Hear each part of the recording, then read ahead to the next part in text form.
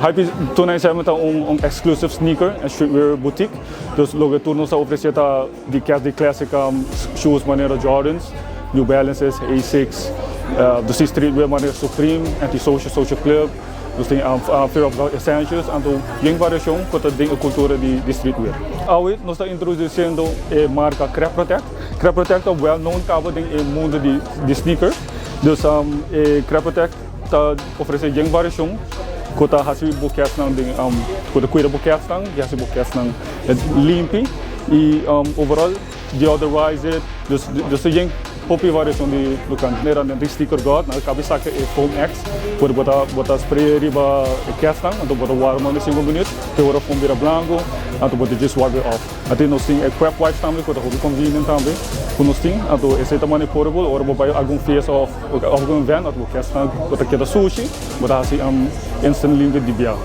Nós oferece fora de cast, nós oferece paia de streetwear, marca conhecida de maneira Supreme, nós temos marca de Complex One, Travis Scott, nós temos Loiter, que é marca também. Ademais também nós temos também New Era hats que nós trabalhamos de DJ.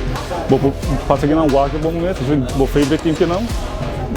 Quase toda equipe nós temos LA, nós temos de New York, nós temos de San Diego, nós temos de Boston e Hope mais.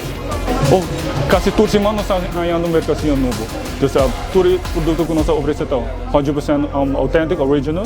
Dus cada semana nós estamos ganhando questão, porque tudo isso aí não também import foi de mercado. E nós estamos ganhando variações, o que está popular standing agora aqui. Tudo isso aí nós estamos trazendo para a Aruba, para a nossa comunidade. Nós nos situamos na Corda Plaza, na Caia Taratata, dia 5. Nosso horário está de Jaluna para Jasabra, de Jasungot para 7 da noite. E também vou follow nosso social media, Instagram e Facebook, nós update cada dia. Ok, me invita a comunidade de Aruba para passar bem check nos out. Nós estamos na Coro Plaza, nós temos de Jaluna para Jasabra, de Jasungot para 7 e passa bem lá, nós temos questão streetwear e panha de tudo sorte de diferente. Diz tudo sorte de size e tudo sorte de modelo e unissex também.